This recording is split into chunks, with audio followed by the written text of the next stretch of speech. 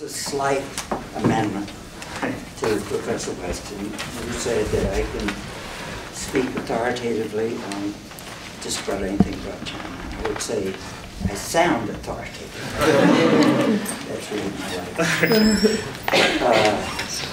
I think you can take all of the China experts in this country and put them in the same room together and multiply by 2,000. And what you would have is about this much of the enormous amount of knowledge and information and change that is China. So nobody knows it all or even close to it. Plus it's constantly changing.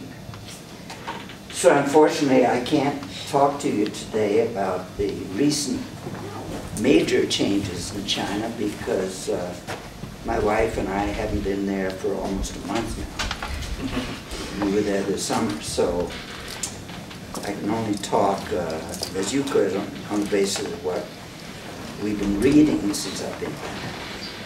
But I'm curious, have you really read that book, The Man Who Stayed Behind? I asked Dr. Weston, and he said, yes, I'm sure, because they wrote papers on it. Well...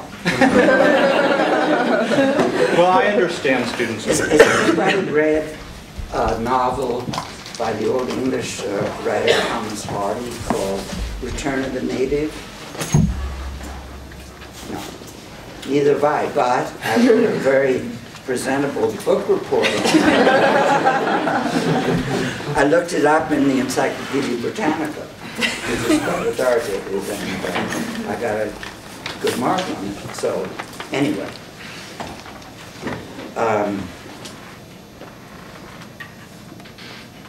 I've lived through a number of different Chinas so far. And when I say different, I mean cataclysmically different. When I first got to that country as a GI in the US Army in 1945, about 70% of the population lived in the normal state for them was hunger. If you talk to people in the countryside and you said, as we do, you don't say it like this in Chinese, but we do. We say, what do you do? Like for a living? And people wouldn't say, I'm a farmer or I farm. They'd say, well, shoku, I suffer. Farming was suffering. The great majority were landless tenants that worked for the great landlord, or they had so little land that they had to spend most of their time working on the landlord's land. And the wives and daughters often had to go to the landlord's home to do the threshing, the sowing, the whatever needed to be done, without pay. And this kind of, and of course, there was no semblance of any kind of rights. The word wasn't known even. When you walked along the village street with one of the great gentry, the ordinary people would stand to one side like this while the great master went by. And that's the way it was. It was total oppression. Usually there'd be one or two people in the village that could read and write, like their own names. And the village schoolmaster, if there was one, could read and write. But that was it. And so what do you have today? You have a country where the problem of food, shelter, and clothing at the basic level is solved. You still have a certain percentage of the population that live below the poverty line. But I hate to have to say this, it is a smaller percentage than we have in our country. And we are the richest country in the world. Okay? Don't think that because we've been through this terrible recession that we're not the richest country in the world. Because if you notice, the very, very rich people have continued to get richer and richer every year during the recession. This doesn't seem to have come to the attention of the voters for some reason, but maybe sooner or later it will. So in China today, you have a kind of confidence that we're not going to starve to death. We're not going to freeze in winter. We're not going to be thrown out because we can't pay the rent. And this is something new. But that's just sort of the basic ground view of Chinese society today. What may or may not surprise you is, I was asked last night, someone said, what about cell phones? How many cell phones they have? Well, they have 800 million cell phones. So any bright young guy or gal will have 2 or 3 cell phones, which they use for different lines of callers. And they have cell phones which we have never seen or even dreamed of. All shapes, forms, colors, rings, and so on. Even Motorola manufactures cell phones in China that they don't make here and that you can't buy here. So, how many people subscribe to the internet? 400 million. Unlike us, however, 70% of the time spent on the internet is games and music. So only 30% is informational, political, and so on and so forth. We know that the Chinese government monitors the internet, and when you're there, like when we were there last month or the month before, you can't get into Twitter or Facebook. You can't get into LinkedIn, so there's some that are open, some that are not. But the most popular ones you can't access. And there's some websites that have political content that you can't access, except that you can. So all we did was got a VPN address from a friend and set up a VPN link with a server that's not inside China. You can get anything you like, just like here. It's really very simple. So why do they spend all that money to do that and with so little effect? Well, that's something they have to answer. I really can't. But it's a losing game, and I'm sure that sooner or later they'll give it up. So life is just infinitely better in terms of individual freedom. I'm not talking about things like electoral freedom, but just individual personal freedom. People are freer than any time in Chinese history, way, way, way more. You have the freedom to pick your job if you can find it. You're not bound to a government job. You can quit. You can go into business. You can go into business with foreigners. You can leave China and go to a foreign country. The only limit on the number of Chinese who come to this country is on our side, because we limit the visas to 26,000 a year. On their side, there's no limit whatsoever. You want to go, be my guest. You just have to go and line up at the American consulate and hope you get a break. And the way that you get a visa is you really have to relieve the suspicion on the side of the American consul that you may not be really planning to come back, because there's fear about population coming over and taking jobs and so on and so forth. So, and there's freedom to criticize and to complain. If you take a bus or a train in China, especially the trains is longer, you sit in a compartment with 4 to 6 other people. People complain so much about the government, naming names, specific policies. You'd think you were on the New York subway. And nobody pays any attention, nobody cares, no big deal. So the picture that we get sometimes in this country of China as a land of darkness, like Nazi Germany, is just totally false. Totally false. I mean, it's not even close.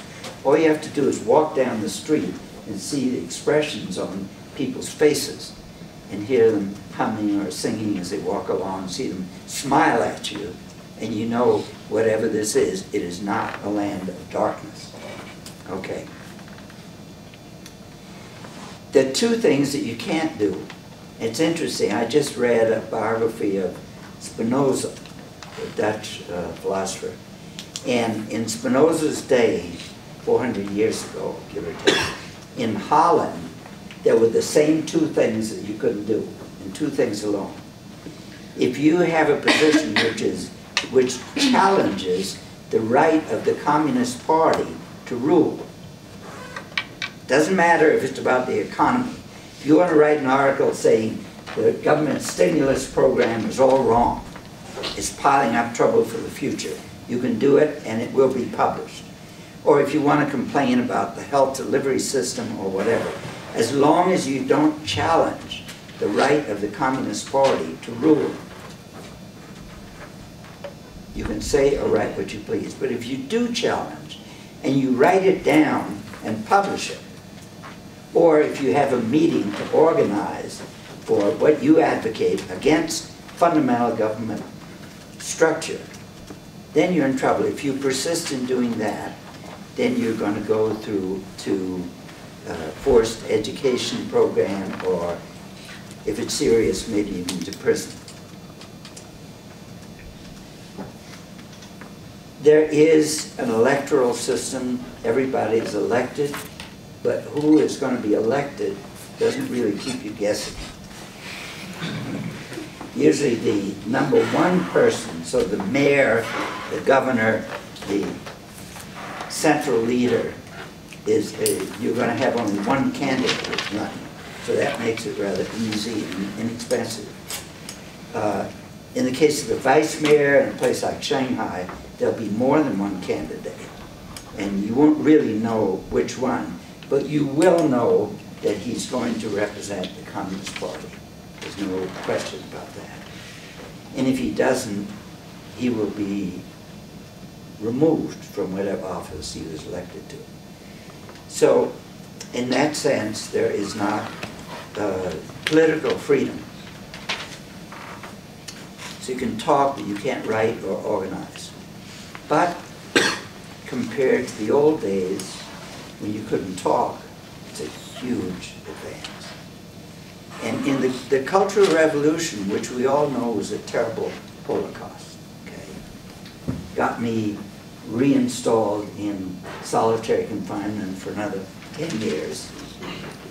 And lots of people died. Nobody knows how many, really. And it was pretty horrible. But it is a fact that the Cultural Revolution, historically, in my view, had tremendously progressive importance in two areas at least. One is that after the Cultural Revolution, when people believed so fanatically in the great leader, the infallible doctrine, and the one church, the organization, and then that belief was reduced to absurdity and punctured and failed, so that nobody believed in it anymore. What that did was open everybody's mind so that people do not take anything just because he said so, and he's a great leader. There is no more great leader.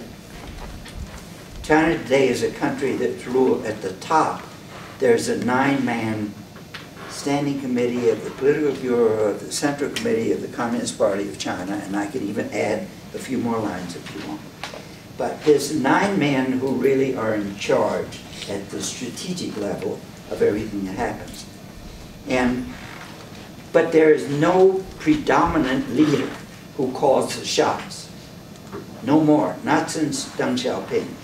So what you have is 9 people really representing different interest groups, different viewpoints.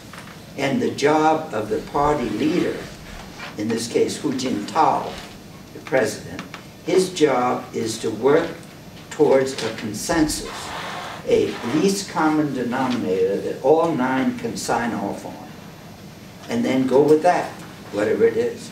And all 9 are supposed to confine whatever they say and do to whatever was agreed on. So it is ruled by consensus. It is not anything like a one-man dictatorship.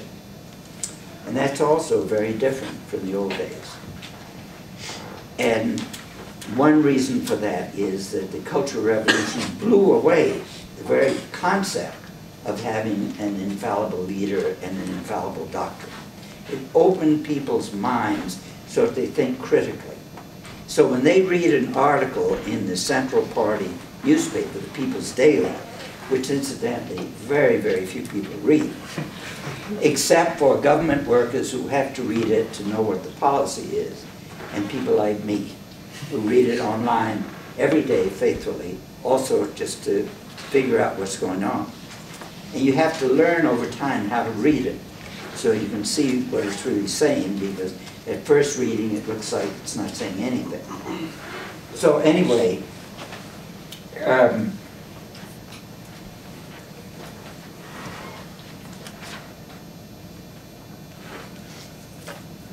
lost the thread. Why was that? Rittenberg about People's Daily. What's in the People's Daily? What are you talking about? What was it? Yeah. Cultural I think Revolution. the two good results of the Cultural Revolution. Yes, absolutely. Thank you. So people used to take that as the word from the Hill. That's the way things are. It says so here in the paper or on TV, which is also, of course, party TV. Now, nobody thinks like that anymore. People read it and then they think for themselves, is it really so? You know, why are they saying this? Is it really so? Et cetera, et cetera.